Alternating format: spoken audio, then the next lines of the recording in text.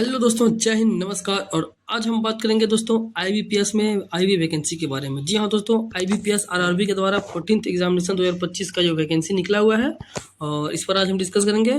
दोस्तों अभी सबसे पहले हम देखते हैं आईबीपीएस का फुल फॉर्म क्या होता है। तो देखिए, आईबीपीएस का फुल फॉर्म होता है institute of banking personal selection.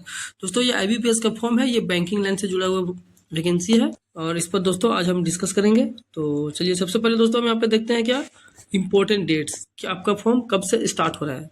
तो दोस्तों आपका अप्लाई होना शुरू हो चुका है 1 सितंबर से और इसका लास्ट डेट है दोस्तों 21 सितंबर तक। मतलब 1 सितंबर से 21 सितंबर तक आपको 20 दिन टाइम दिया गया है फॉर्म अप्लाई करने का। दोस्तों फी का लास्ट डेट है 21 सितंबर तक और पीईटी जो आपका है दोस्तों नवंबर में हो जाएगा। नवंबर 2025 में आपका प्री एग्ज़ाम भी, आपका एडमिट कार्ड भी आ जाएगा, एग्ज़ाम भी हो जाएगा। और दोस्तों प्री का रिजल्ट आ जाएगा दिसंबर 2025 में, दिसंबर 2025 से जनवरी 2026 तक में। मेंस का एडमिट कार्ड आपको बोला गया है कि दिसंबर से जनवरी 2026 में आ जाएगा और मेंस का एग्ज़ाम डेट जो है दिसंबर से फरवरी 2026 तक हो जाएगा।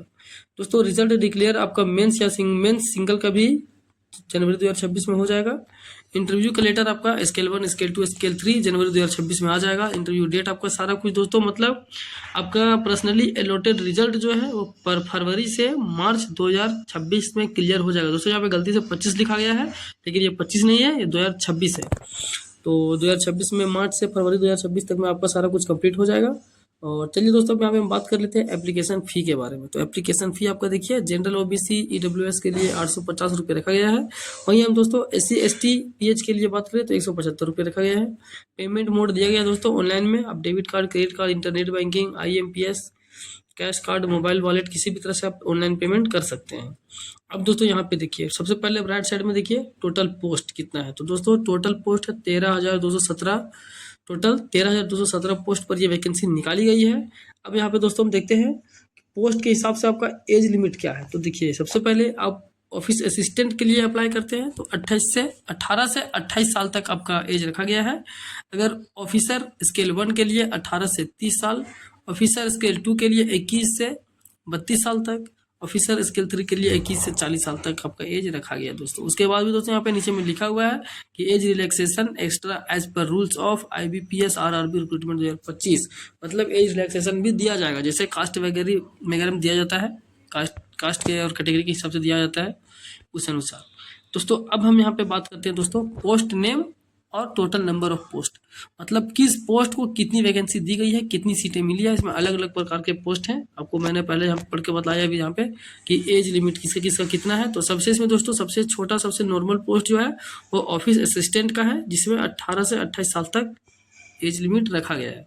अब हम आगे देखते हैं दोस्तों। देखिए ऑफिस असिस्टेंट जो है वो मल्टीपर्पज़ के लिए है। इसमें टोटल नंबर ऑफ पोस्ट 7,972, सबसे अधिक पोस्ट इसी में है दोस्तों, 7,972 पोस्ट है।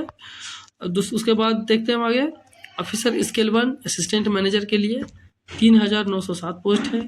Officer scale 2 general banking officer के लिए 854 पोस्ट है। Officer scale 2 information technology officer के लिए 87 पोस्ट है। ऑफिसर स्केल 2 चार्टर्ड अकाउंटेंट के लिए है 69 पोस्ट 69। और ऑफिसर स्केल 2 में लॉ ऑफिसर भी है 48 पोस्ट। और उसके बाद दोस्तों ट्रेजरी मैनेजर के लिए 16 है, मार्केटिंग ऑफिसर के लिए 15 है, एग्रीकल्चर ऑफिसर के लिए 50 है। और उसके बाद दोस्तों लास्ट में है ऑफिसर स्केल 3 जो है सीनियर मैनेजर के लिए टोटल सीटें हैं 199। तो इस प्रकार से आपने देखा कि अलग अलग पोस्ट है, सबकी अलग अलग वैकेंसी है। अब दोस्तों हम देखेंगे कि किस पोस्ट के लिए क्या उसके लिए क्राइटेरिया मांगा गया है, उसके लिए एलिजिबिलिटी क्या होनी चाहिए। तो दोस्तों जो मल्टीपर्पज़ के लिए है ऑफिस असिस्टेंट के लिए, तो उसके लिए सबसे पहले देखते हैं हम जो अधिक से अधिक लोग भर सकते हैं। तो सबसे पहले यहाँ दोस्तों आपको ग्रेजुएशन कंप्लीट होना कंपलसरी है। आप किसी भी सब्जेक्ट से ग्रेजुएशन, किसी भी यूनिवर्सिटी से आपका ग्रेजुएशन सबसे पहले कंप्लीट होना कंपलसरी मांगा गया है दोस्तों। उसके बाद बोला गया है कि लोकल लैंग्वेज, आप जिस भी जगह के लिए अप्लाई कर रहे हैं, मतलब आप झारखंड से हो, बिहार से हो, यूपी से हो या फिर साउथ के किसी भी स्टेट से हो, तो आप जिस जगह के लिए अप्लाई कर रहे हो वहाँ का आपको लोकल लैंग्वेज आना जरूरी है। ये दोनों दोस्तों कंपलसरी है।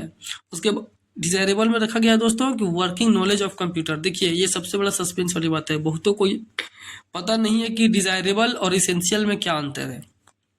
इसेंशियल ये जो दोनों ऊपर दिया है दोस्तों कि आपका इसेंशियल मतलब कंपलसरी, ग्रेजुएट होना कंपलसरी है और आपको लोकल लैंग्वेज आना चाहिए जहाँ के लिए फॉर्म अप्लाई कर रहे हैं।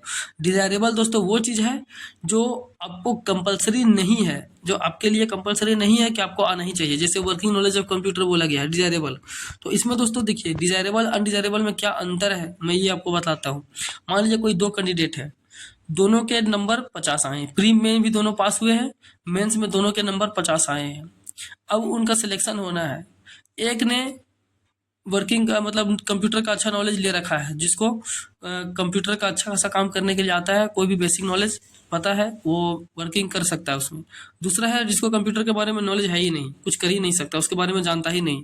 तो वहाँ पे दोस्तों अगर दोनों का नंबर सेम है, 50 नंबर है, तो वहाँ पे डिसीजन किया जाएगा कि किसको लेना है किसको नहीं लेना है। तो इसमें डिजायरेबल को लिया जाता है, जो जानता हो उसको उसका सिलेक्शन हो जाएगा, जो नहीं जानता है उसका सिलेक्शन नहीं होगा।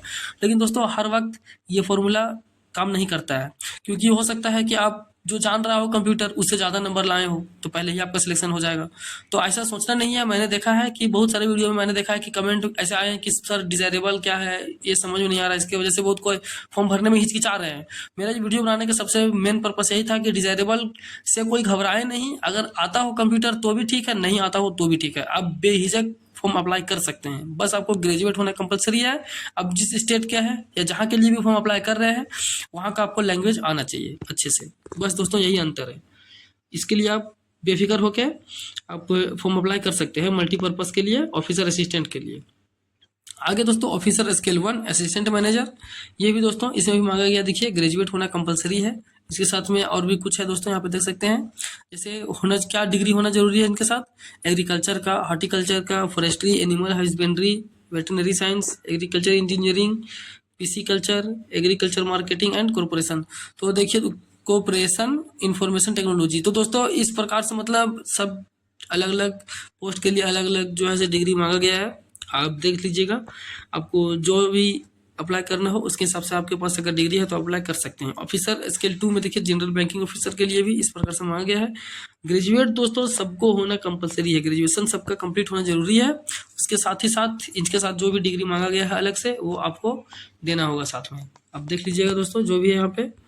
और दोस्तों मैंने सब कुछ आपको बता दिया है। इसका डेट तो आपको बता दिया शुरू में ही कि 1 सितंबर से ये फॉर्म चालू हो चुका है, जिसका लास्ट डेट है 21 सितंबर तक। 21 सितंबर तक आप फॉर्म अप्लाई कर सकते हैं। और सारा कुछ दोस्तों क्लियर कर दिए हैं हमने। ठीक है दोस्तों, वीडियो में लास्ट तक बने रहने के लिए बहुत बहुत धन्यवाद। जय हिंद।